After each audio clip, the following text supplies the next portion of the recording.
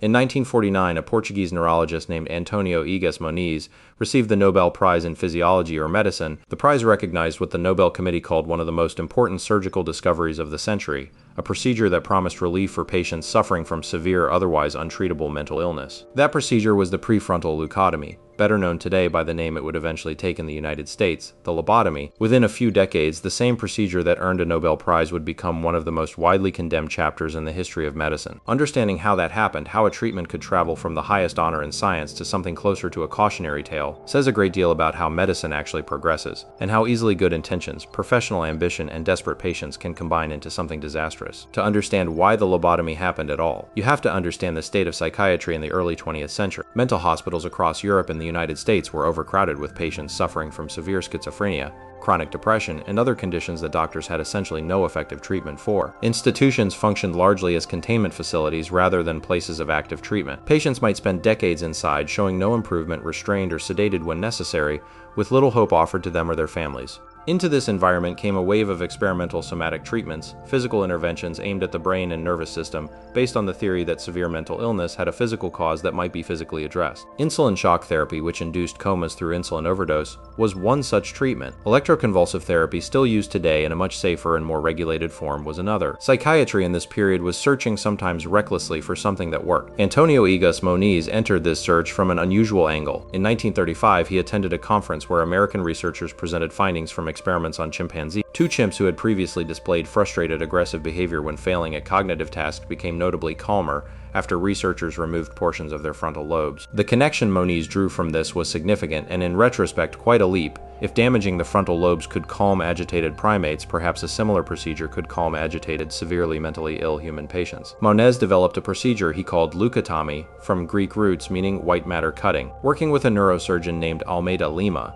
since Moniz himself had limited use of his hands due to gout. They drilled holes into the skull and used a surgical instrument to sever connections between the frontal lobes and the rest of the brain. Moniz operated on 20 patients in his initial series and reported that a significant portion showed improvement. He published these results in 1936, and the medical world took notice. The scientific rigor behind these early claims was, by modern standards, remarkably thin. Moniz's evaluation of patient outcomes relied heavily on subjective assessment, often made only weeks after surgery, without the kind of long-term follow-up or standardized measurement that would be considered baseline requirements for surgical evidence today. Several patients in his original series experienced serious complications, including one death, though this did not prevent the overall narrative of success from spreading. The person most responsible for bringing the procedure to the United States and for transforming it into the version most associated with the darkest chapters of its history was an American neurologist named Walter Freeman. Freeman was captivated by Moniz's work and began performing the surgery with a neurosurgeon named James Watts in 1936, shortly after Moniz's initial publication. Freeman and Watts's early procedures followed something close to the original technique,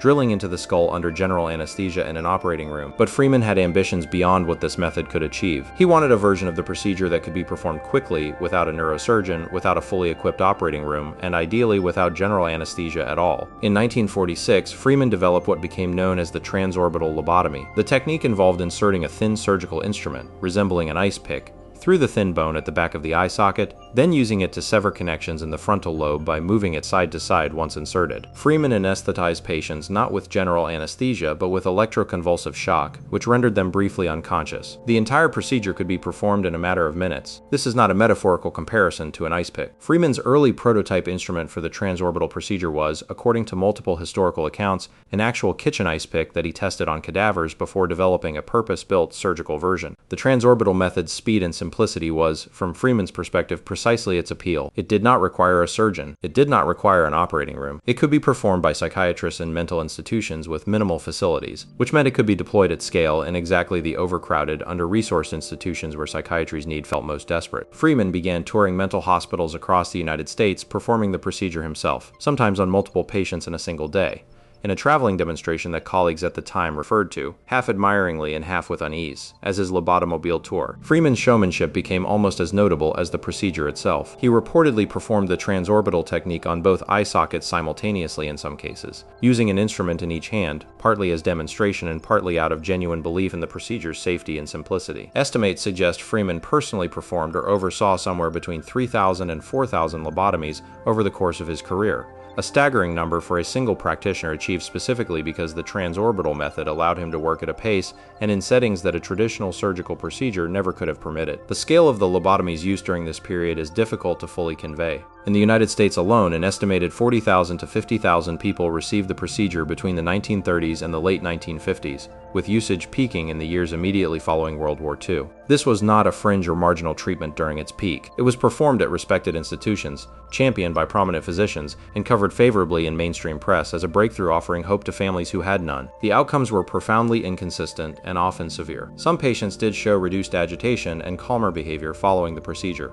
which was frequently reported as success, since reduced agitation was often the primary goal institutions were seeking, particularly for severely disruptive or violent patients. But calmness achieved through the destruction of frontal lobe connections came at an enormous cost that was not always adequately weighed against the benefit. Many patients experienced profound personality changes, emotional blunting, and a marked reduction in initiative and spontaneity, sometimes described by family members as the person they knew effectively disappearing, replaced by someone passive and diminished. Cognitive impairments were common. Some patients lost the ability to care for themselves independently. Complication rates, including seizures, infections, and hemorrhage, were significant, and mortality directly resulting from the procedure has been estimated at somewhere between 2 and 6% across different case series, a substantial risk for a procedure being performed on patients who were not necessarily in life-threatening danger from their underlying condition to begin with. One of the most widely known cases involves Rosemary Kennedy, sister of John F. Kennedy, who underwent a lobotomy in 1941 at age 23, performed by Freeman and Watts using their earlier surgical technique. The procedure was intended to address mood swings and mild intellectual disability that her family found difficult to manage. The surgery left her with severe cognitive and physical impairment,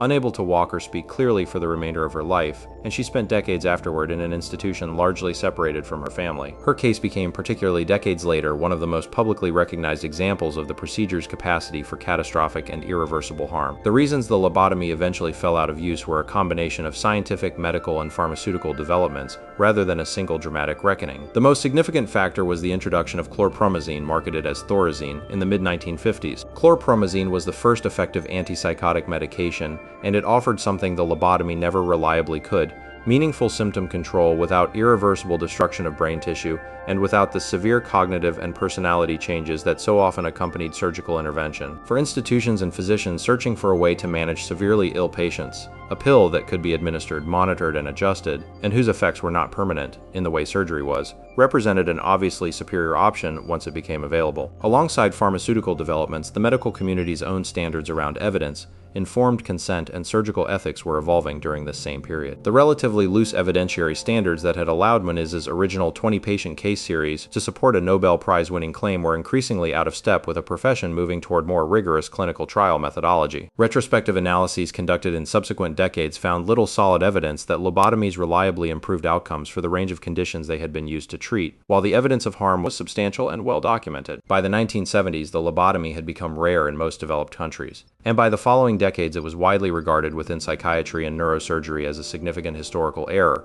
illustrative of what can go wrong when a medical field moves faster than its evidence base can support, particularly when the patients affected are among the most vulnerable and least able to advocate for themselves within institutional settings. The Nobel Prize awarded to Moniz has remained a subject of ongoing controversy. Calls to formally revoke the prize have surfaced periodically over the decades, including formal petitions, though the Nobel Foundation does not have a mechanism for rescinding prizes once awarded, and has generally maintained that prizes should be evaluated based on the scientific understanding available at the time they were given, rather than retroactively judged against later evidence. This position remains contested among historians of medicine, many of whom argue that even by the standards of 1949, the evidentiary basis for the procedure was alarmingly weak for a treatment being celebrated as a landmark medical achievement. The history of the lobotomy offers a genuinely uncomfortable case study, precisely because it resists easy explanation through simple villainy. Egas Moniz was a respected, serious scientist working within a field desperate for any treatment that might help catastrophically suffering patients, at a time when the tools for rigorously testing such treatments were far less developed than they are today. Walter Freeman, whatever discomfort his showmanship and enormous personal caseload now provoke, seems by most historical accounts to have genuinely believed he was helping patients who institutions had otherwise given up on, even as his methods grew more aggressive and less carefully evaluated over time. What the lobotomy's history ultimately illustrates is not a story of deliberate cruelty, but something arguably more unsettling: